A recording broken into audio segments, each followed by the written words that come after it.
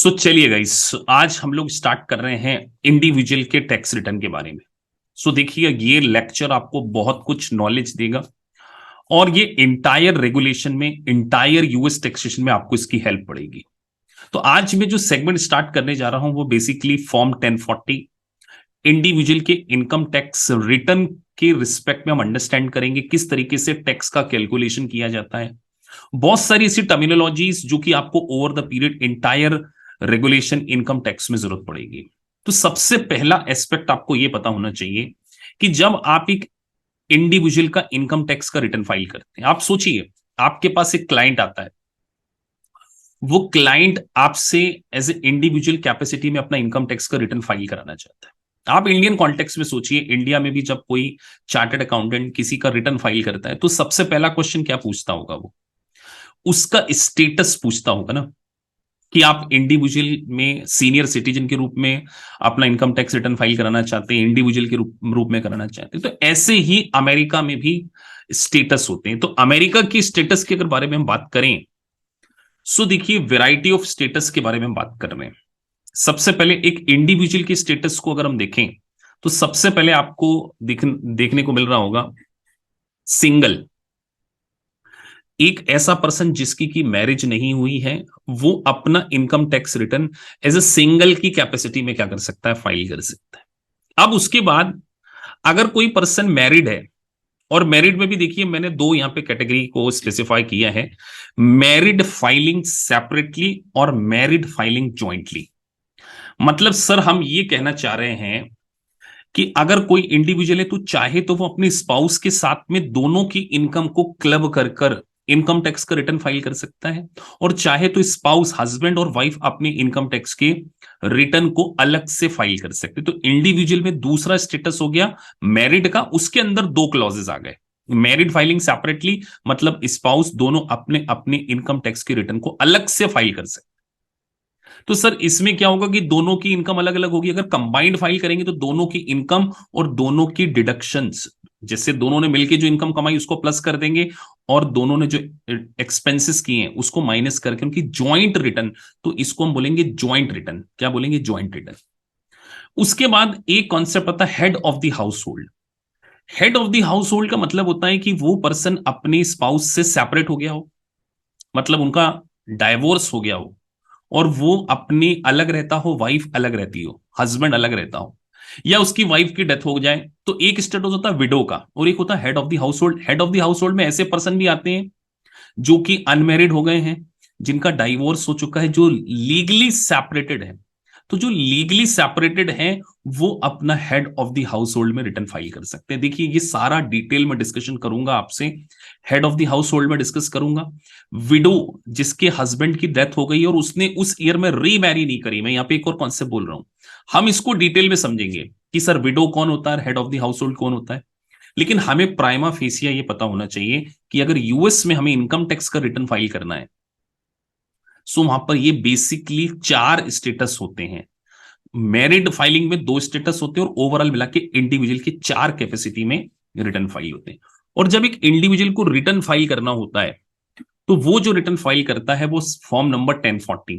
अब देखिए आपके सामने मैंने 1040 तो दिखा दिया आपको, US individual income tax return 2022। आप स्टार्टिंग में देखिए, अगर आप यहां पे देखेंगे तो सबसे पहले एक सिंगल लिखा हुआ है, उसके बाद married filing jointly, married filing separately, head of the house hold और क्वालिफाइंग। मतलब ये मिलाकर आपके पांच क्या होगा? स्टेटस हो गए। इसमें आपको क्लिक करना होता है। उसके बाद उसका नाम, उसका नेम, उसका एड्रेस, फिर कुछ चीजें आपको समझनी पड़ेंगी कि सर स्टैंडर्ड डिडक्शंस क्या होता है, उसकी ग्रॉस इनकम। तो ये सारा हम डिटेल डिस्कस करेंगे।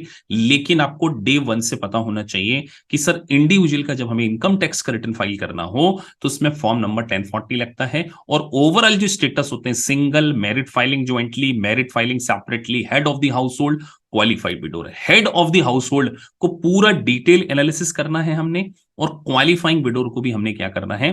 डिटेल एनालिसिस करना है। लेकिन अभी हम केवल ओवरव्यू समझ रहे हैं, तो आपको ओवरव्यू समझने से बहुत ज्यादा बेनिफिट होगा, इसलिए इसको आप अभी यहां पर समझिए। चलिए तो आगे अब हम और डिस्कस करते हैं। हम डिस्कस कर रहे हैं इंडिविजुअल के टैक्स फॉर्मूले को। तो देखिए आपके सामने मेंशन है टैक्स का फॉर्मूला, मतलब इस तरीके से आपको एक इंडिविजुअल के इनकम टैक्स का कैलकुलेशन करना है। सबसे पहले आ रहा है ग्रॉस इनकम। तो सर ग्रॉस इनकम में हम अगर डिस्कस करें तो ग्रॉस इनकम में एक इंडिविजुअल कौन कौन सी इनकम कमा सकता है? सर एक इंडिविजुअल सैलरी कमा सकता है, एक इंडिविजुअल कोई बिजनेस कर रहा है तो उसकी बिजनेस की इनकम हो सकती है, एक इंडिविजुअल अगर किसी प्रकार की कोई प्रॉपर्टी को सेल कर रहा है तो प्रॉपर्टी को सेल करने से रिलेटेड इनकम, एक पर्सन के पास एक प्रॉपर्टी है उसको वो रेंटल पे दे देता है तो ये कौन सी होगी उसकी इनकम? पैसिव इनकम हो गई। इसी तरीके से एक्टिव इनकम हो सकती। तो जितनी भी ग्रॉस इनकम है उसको सबसे पहले आप क्या करेंगे, सबसे पहले फॉर्मूले में मेंशन करेंगे। अब यहां पर एक बहुत इंपॉर्टेंट वर्ड मैं यूज कर रहा हूं, ग्रॉस टैक्सेबल इनकम। अगर आप फॉर्मूले में देखें सो सबसे पहले ग्रॉस है, ग्रॉस इनकम के साथ में आप एक वर्ड ब्रैकेट में लिख सकते हैं कि gross income taxable gross income होनी चाहिए। कौन सी इनकम होना चाहिए? Taxable gross income. Sir taxable gross income क्यों? कुछ इनकम ऐसी होती है जिनके ऊपर यूएस में टैक्स नहीं लगता, उसको यहां पर हम एग्जम्प्टेड इनकम मानेंगे तो उसको ग्रॉस इनकम में हमने कंसीडर नहीं करना। अब सर उस इनकम का एग्जाम्पल अगर कोई दे तो जैसे मान के चलिए अमेरिका में आपने यूएस गवर्नमेंट के ट्रेजरी बॉन्ड खरीद लिए। अब वो ट्रेजरी बॉन्ड अगर आपको मिलते हैं और उसके ऊपर किसी प्रकार का कोई इंटरेस्ट आपको रिसीव होता है तो as per US taxation IRC के कोड के अकॉर्डिंग एग्जम्प्ट है। तो एग्जम्प्टेड इनकम कभी भी ग्रॉस इनकम के अंदर कंसीडर नहीं की जाती। तो आपको इस बात को ध्यान रखना है सर कि ग्रॉस इनकम में हम केवल टैक्सेबल इनकम को कंसीडर करेंगे। अब जैसे ही ग्रॉस इनकम में से हम सेकंड चीज को अगर माइनस कर दे, डिडक्शन फॉर एडजस्टमेंट, ई deduction for adjusted gross income, कुछ ऐसी एडजस्टेड इनकम, कुछ ऐसी डिडक्शंस हम देंगे जिसको हम ग्रॉस इनकम से माइनस करते हैं तो उसको हम बोलते हैं एजीआई, एडजस्टेड ग्रॉस इनकम। अब यहां पे सर आप क्या बोल रहे हैं कि ग्रॉस इनकम में से कुछ डिडक्शंस जो कि ग्रॉस इनकम का कैलकुलेट करते समय स्टार्टिंग से ही हम क्या कर देते हैं, माइनस कर देते हैं। अब मैं आपको उसके कुछ एग्जांपल देके समझाता हूं कि सर ग्रॉस इनकम में से वो कौन से ऐसे एडजस्टमेंट होंगे जिसको हम माइनस करें, जिसके बाद हमारा क्या आएगा, एजीआई। इस एजीआई वर्ड को आपने क्या करना है, ये ध्यान में रखना है। तो हम डिस्कस कर रहे हैं सर एडजस्टमेंट्स के बारे में। सो देखिए मैंने यहां पे मेंशन किया हुआ है कि एजीआई का कैलकुलेशन जब आप करेंगे so gross income minus adjustment. अब एडजस्टमेंट की कुछ कैटेगरीज हैं जैसे आपको स्क्रीन पे देखने को मिल रही होगी। Gross income includes your wages, dividend, capital gain, business income, retirement distributions. लेकिन जैसे ही आपको कुछ एडजस्टमेंट्स मिल जाएगी इस ग्रॉस इनकम में से आप डिडक्शन क्लेम कर लेंगे। Let's say your education expenses, तो किसी भी प्रकार का कोई एजुकेशन एक्सपेंसेस हैं वो आप आपकी ग्रॉस इनकम में से क्या कर लेंगे, माइनस कर देंगे। देखिए यूएस गवर्नमेंट जो है वो एजुकेशन को प्रमोट करना चाहता है, तो जब वो एजुकेशन को प्रमोट करना चाहते हैं तो उन्होंने इसको सीधे स्टार्टिंग से ही क्या बोला कि आप आपकी ग्रॉस इनकम में से इसको सब्सट्रैक्ट कर लो। Contribution to retirement account. अब आप सोचिए फ्यूचर में जब आप इनकम अर्न नहीं करेंगे तो आपको, जब आप सीनियर सिटीजन हो जाएंगे तो आपको अपने रिटायरमेंट के टाइम कुछ सेविंग की रिक्वायरमेंट होगी। तो जब आप अर्निंग कर रहे हैं उसी टाइम आपकी इनकम में से इसको क्या कर दिया गया, सब्सट्रैक्ट कर दिया गया। तो contribution to retirement account, IRA, इसको हम क्या बोल रहे हैं, आईआरमेंट, इंडिविजुअल रिटायरमेंट अकाउंट में अगर आप किसी प्रकार का कोई डिपॉजिट करते हैं तो वो आपकी ग्रॉस इनकम में से क्या कर दिया जाता है, सब्सट्रैक्ट कर दिया जाता है। उसके बाद स्टूडेंट लोन, अगर आपने एजुकेशन के लिए स्टूडेंट लोन लिया और उस स्टूडेंट लोन के साथ में नीचे मेंशन किया है इंटरेस्ट का पेमेंट, अगर उस इंटरेस्ट को यहां पे सब्सट्रैक्ट कर दिया जाए, स्टूडेंट लोन इंटरेस्ट और एलमनी। अब देखिए यूएस में डाइवोर्स हो जाता है तो जब हस्बैंड और वाइफ के बीच में अगर डिस्प्यूट है और उनका डाइवोर्स हो जाए तो जब एलमनी मनीज दी जाती है डाइवोर्स के टाइम, उसको भी ग्रॉस इनकम में से हम लोग क्या करते हैं, सब्सट्रैक्ट करते हैं। तो यहां पर अगर आप देखें कि सर एजीआई का जब कभी भी कैलकुलेशन आएगा तो ग्रॉस इनकम माइनस एडजस्टमेंट में ये वाले एडजस्टमेंट आप माइनस करेंगे। इसके बाद हम इसको क्या बोल रहे हैं, एजीआई, एडजस्टेड ग्रॉस इनकम। अब जैसे ही हमारी एडजस्टेड ग्रॉस इनकम का कैलकुलेशन हो गया, अगली आइटम है ग्रेटर ऑफ आइटमाइज डिडक्शन और स्टैंडर्ड डिडक्शंस। अब एक वर्ड के ऊपर फोकस करना है sir, greater of itemised deduction और स्टैंडर्ड डिडक्शन। तो सर ये आइटमाइज डिडक्शन क्या है? सो आइटमाइज डिडक्शन का मतलब है लिस्ट ऑफ एक्सपेंडिचर। जैसे इंडिया में भी आप देखिए, आप इंडिया में जब एक इंडिविजुअल का इनकम टैक्स का रिटर्न फाइल करते हैं तो आप कहीं ना कहीं एक इंश्योरेंस पॉलिसी लेते होंगे, मेडिक्लेम लेते होंगे, ट्यूशन फीस पे करते हैं, प्रोविडेंट फंड पे करते हैं, तो इंडिया में भी तो आपको लिस्ट ऑफ एक्सपेंडिचर की डिडक्शन मिलती है। इसी तरीके से यूएस में भी एक लिस्ट ऑफ एक्सपेंडिचर दी गई है जिसको हम क्या बोलते हैं, आइटमाइज। और एक होता है स्टैंडर्ड डिडक्शन, मतलब इस अमाउंट तक आपको किसी प्रकार का टैक्स नहीं पे करना है। थोड़ा सा इंडिया के कॉन्टेक्स्ट में एग्जांपल लीजिए, आपने स्लैब रेट सुने होंगे ना, जैसे 2,50,000 अगर आपकी इनकम है तो 2,50,000 तक आपको इनकम टैक्स का रिटर्न नहीं फाइल करना पड़ता। इसी तरीके से अमेरिका में भी ग्रेटर ऑफ आइटमाइज डिडक्शन और स्टैंडर्ड डिडक्शन दोनों में से जो ज्यादा है, अभी करंटली आइटमाइज डिडक्शन का भी हम रेट पढ़ेंगे कि कितनी स्टैंडर्ड डिडक्शन है, लेकिन आपको यह ध्यान रखना है कि एजीआई में से आप या तो लिस्ट ऑफ एक्सपेंडिचर माइनस कर दो या स्टैंडर्ड डिडक्शन माइनस करो। सर कब आइटमाइज लेना है और कब स्टैंडर्ड डिडक्शन लेना, ये भी एक इंपॉर्टेंट कहीं ना कहीं टैक्स प्लानिंग का पार्ट होगा। चलिए सो हम थोड़ा सा और डिटेल डिस्कस कर लेते हैं आइटमाइज और स्टैंडर्ड डिडक्शन के बारे में। सो आइटमाइज जैसे मैंने आपको बताया एक लिस्ट ऑफ एक्सपेंडिचर होता है, और स्टैंडर्ड डिडक्शन क्या है, आपका एक स्पेसिफिक डॉलर अमाउंट। तो यहां पे मेंशन है, आप थ्योरी नोट्स में देखिए, the standard deduction is specific dollar amount that reduce the amount of income which you are tax. Your standard deduction consist some of the basic standard deduction and any additional standard deduction for age. मतलब आपको यहां पे एक बात और ध्यान रखनी है कि सर एक स्टैंडर्ड डिडक्शन फिक्स अमाउंट तो है, जैसे यहां पे नीचे मेंशन किया है कि अगर $12,950 अगर आपकी टोटल ग्रॉस इनकम होती है तो आपको किसी प्रकार का कोई टैक्स नहीं पे करना है। सो और अगर मैरिड फाइलिंग सेपरेटली है तो इसका मतलब सर कि अगर किसी इंडिविजुअल ने 12,950 से कम इनकम अर्न करी है तो उसकी टोटल इनकम एग्जम्प्ट है, उसको किसी प्रकार का कोई टैक्स नहीं देना है। अब मैं आपसे एक क्वेश्चन पूछता हूं कि सर हमने यहां पे बोला कि आइटमाइज एक लिस्ट ऑफ एक्सपेंडिचर है, स्टैंडर्ड डिडक्शन एक फिक्स अमाउंट है, लेकिन अगर कोई सीनियर सिटीजन है या वो एज उसकी ब्लाइंड है तो उसको कुछ एडिशनल डिडक्शंस और मिलती है, वो अभी हम फिगर देख लेंगे कि क्योंकि ईयर टू ईयर चेंज होती है। तो सर बेसिकली 12,950 है। अब लेट से मान के चलिए एक इंडिविजुअल ने $20,000 की इनकम अर्न करी है, तो और उसका आइटमाइज का जो एक्सपेंसेस है वो 13,000 है। तो आप मुझे बताइए 20,000 माइनस आप 12,950 स्टैंडर्ड डिडक्शन को ऑप्ट करेंगे या आइटमाइज को ऑप्ट करेंगे? बट ऑब्वियसली सर आइटमाइज को ऑप्ट करेंगे, क्योंकि आइटमाइज आप बोल रहे 13,000 है और स्टैंडर्ड डिडक्शन क्या है 12,950। तो यहां पर आपको कोई रिकॉर्ड मेंटेन करने की जरूरत नहीं है स्टैंडर्ड डिडक्शन में, लेकिन आइटमाइज में आपको क्या करना पड़ेगा, रिकॉर्ड कीपिंग करनी पड़ेगी। और आइटमाइज होती कौन कौन सी है सर, तो उसके बारे में भी हम बात करें, शेड्यूल में इसको आपको इन्फॉर्म करना पड़ता है। तो यहां पर मैंने कुछ आइटमाइज के नाम मेंशन किए हैं, जैसे देखिए itemised deduction include range of expenses, जैसे मॉर्गेज इंटरेस्ट, आपने कोई लोन लिया है उसके ऊपर आप इंटरेस्ट का पेमेंट कर रहे हैं। Your state and local income tax, ध्यान रखिए यहां पे फेडरल टैक्स नहीं लिखा है, कौन सा लिखा है, state and local income tax और sales tax, property tax, medical और डेंटल एक्सपेंसेस। एक बात ध्यान रखना, हमने शुरू में पढ़ा है ग्रॉस इनकम में से एडजस्टमेंट, ऊपर पढ़ा था ना, आइटमाइज अलग है, एडजस्टमेंट अलग है, स्टैंडर्ड डिडक्शन अलग है, तीनों में कंफ्यूजन नहीं होना। Itemised list of expenditure, standard deduction fix dollar amount, और एडजस्टमेंट सीधे ग्रॉस इनकम में से क्या करते हैं हम लोग, माइनस करते हैं। तब जाकर हमारा जो अगला फॉर्मूला बना,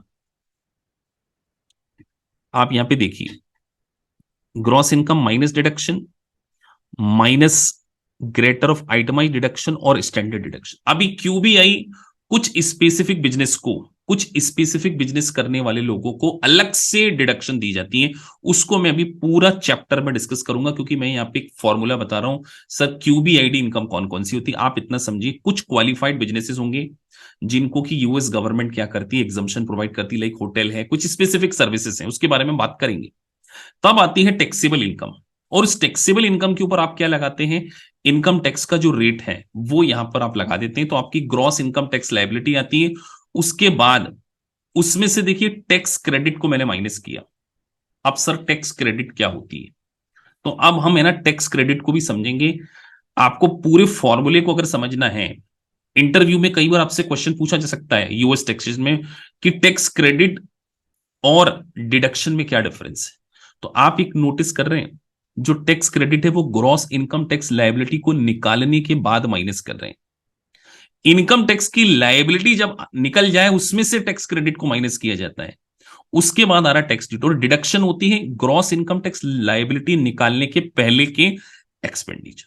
अब टैक्स क्रेडिट भी वैरायटी ऑफ टाइप्स होती हैं, तो उसको भी हम क्या करते हैं, डिस्कशन करते हैं कि सर कौन कौन सी टैक्स क्रेडिट होती है, उसको भी हमने क्या है आप समझना है। चलिए तो उसको समझते हैं। तो चलिए अब हम थोड़ा सा टैक्स क्रेडिट के बारे में भी डिस्कस कर लेते हैं कि tax, what is the tax credit. तो देखिए टैक्स क्रेडिट को अगर आपने समझना है तो इस बात को आपको ध्यान रखना होगा कि टैक्स क्रेडिट जो होती है वो 3 प्रकार की होती है। एक होती है रिफंडेबल टैक्स क्रेडिट, एक होती है एडजस्टेबल, और एक पार्शियली रिफंडेबल।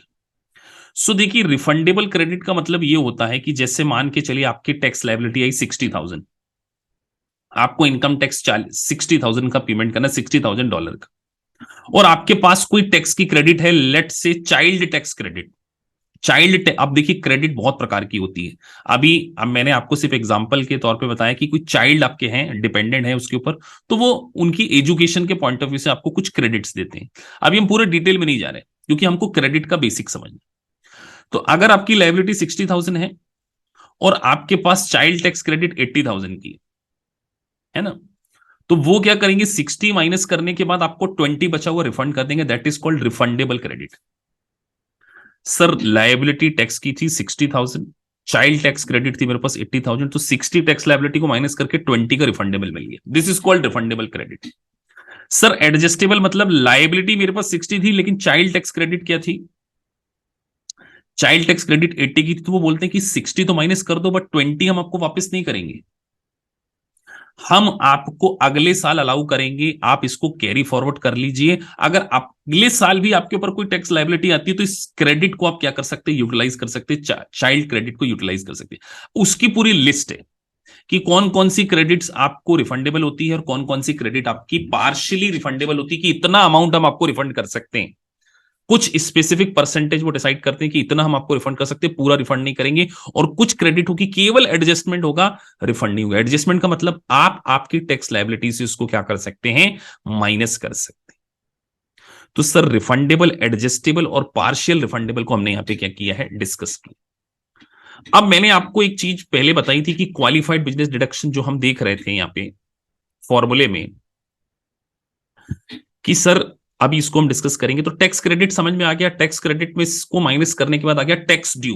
अब मान के चलिए आपका कोई टीडीएस कट चुका, मैं यहाँ पे टीडीएस वर्ड यूज कर रहा हूं जो कि इंडियन स्टूडेंट के पॉइंट ऑफ व्यू से एक्चुअली इसको बोलते हैं विथहेल्ड टैक्स। जैसे आप किसी कंपनी में जॉब करते थे और वहां की इंप्लॉयर ने आपकी सैलरी के ऊपर विथहेल्ड कर लिया, आपका डिडक्शन कर लिया, तो उस अमाउंट को भी आप यहां से क्या कर सकते हैं, माइनस कर सकते हैं। उसके बाद आपकी फाइनल टैक्स लायबिलिटी है। और फाइनल टैक्स लायबिलिटी के पहले भी ये देखा जाएगा कि कहीं आपने किसी प्रकार का कोई एस्टिमेटेड टैक्स तो नहीं पे कर दिया है। सो हम एस्टिमेटेड टैक्स के बारे में बात कर रहे हैं। एस्टिमेटेड टैक्स जिसको कि आप एडवांस टैक्स के बारे में बात करते हैं, तो सर टैक्स ड्यू में से विथहेल्ड टैक्स और एडवांस टैक्स जिसको एस्टिमेटेड टैक्स बोला जाता है उसको आप माइनस करें। अब सर जब ये टैक्स निकल जाएगा तो आपको रिटर्न फाइल करना पड़ेगा। हाँ सर रिटर्न फाइल करेंगे, तो रिटर्न फाइलिंग की जो डेट होती है वो कैलेंडर ईयर अगर आपका है तो आपको 15 अप्रैल तक क्या करना पड़ता है, फाइल करना। सर 15 अप्रैल को सैटरडे संडे या लीगल हॉलीडे है, तो नेक्स्ट बिजनेस डे पर आप आपका क्या करेंगे, इनकम टैक्स का रिटर्न फाइल करेंगे। तो सर इस तरीके से टैक्स लायबिलिटी निकालेंगे, उसमें से एडवांस टैक्स और अगर विथहेल्ड टैक्स से माइनस करने के बाद ड्यू डेट पे आपको क्या करना पड़ेगा, रिटर्न फाइल करना पड़ेगा। सर रिटर्न फाइल नहीं कर पाए टाइम से, तो जैसे इंडिया में होता है डिले रिटर्न फाइलिंग, तो वहां पे आपको ऑटोमेटिक एक्सटेंशन मिल जाता है 6 मंथ का। तो यहां पे आपको एक फॉर्म फाइल करना पड़ेगा कि सर हम 15 अप्रैल तक इनकम टैक्स का रिटर्न फाइल नहीं कर पाए, तो 4868 आप फाइल करेंगे और 15 अक्टूबर तक आपको एक्सटेंशन मिल जाएगा। 15 अक्टूबर तक आप क्या कर सकते हैं, इनकम टैक्स का रिटर्न फाइल कर सकते हैं। इसको हम डिले कह रहे हैं, है ना। उसके बाद सर एक नीचे मैंने लाइन मेंशन की, extension does not grant any additional time to pay taxes, पर टैक्स तो सर हमें 15 अप्रैल तक ही पे करना पड़ेगा, 15 अप्रैल तक ही पे करना पड़ेगा। टैक्सेशन में कभी भी आपको एक्सटेंशन नहीं मिलता, इनकम टैक्स में आपको एक्सटेंशन दिया जाता है। और सर फिर एस्टिमेटेड टैक्स आप पे करेंगे और उसके बाद आपका या तो रिफंड निकल सकता है या आपका टैक्स पेबल निकल सकता है। अब एस्टिमेटेड टैक्स को भी कैलकुलेशन करने की कुछ डेट्स हैं कि सर एस्टिमेटेड टैक्स कब पे करें, तो यहां पे आपको डेट्स बताई गई हैं कि आपको 4 इंस्टॉलमेंट तक पे करना पड़ता है। चारों इंस्टॉलमेंट की डेट्स आपको दिखने को मिल रही होंगी, 15 अप्रैल, 15 सितंबर, 15 जून और नेक्स्ट ईयर की 15 जनवरी, अगर 2022 जनवरी से 31 दिसंबर है तो उसका जो लास्ट इंस्टॉलमेंट आएगी आपकी वो 2023 के 15 जनवरी तक आएगी। अब सर हमें इनकम टैक्स एडवांस टैक्स पे कितना करना है, तो इसका पूरा कैलकुलेशन है। लेकिन अगर आप स्टार्टिंग में देखें, each installment must be at least 25% of lowest of the following amount. मतलब 4 इंस्टॉलमेंट पे करना है तो 4 हर बार 25% होना चाहिए। तो 25% में भी उन्होंने क्या बोला, या तो हम 90% ऑफ करंट टैक्स ले लेंगे। आप क्या करेंगे, अपने करंट ईयर की इनकम को एस्टिमेट करेंगे और उसका 90% निकालेंगे। मतलब सर एस्टिमेट तो करना पड़ेगा ना। जैसे मैंने एस्टिमेट किया कि मान के चलो मेरे ऊपर $1 लाख आता है, लाइबिलिटी आती है एस्टिमेट टैक्स, तो 1 लाख का 90% हो गया $90,000। उसका हर इंस्टॉलमेंट में 25-25%, या देखो सेकंड लाइन क्या लिखी है, 100% of the prior year tax. 100% किसके लिए, एक इंडिविजुअल है उसका पिछले साल का टैक्स देखेंगे, उसका 100% निकालेंगे, या करंट ईयर टैक्स का 90%, दोनों में से जो क्या है लोएस्ट है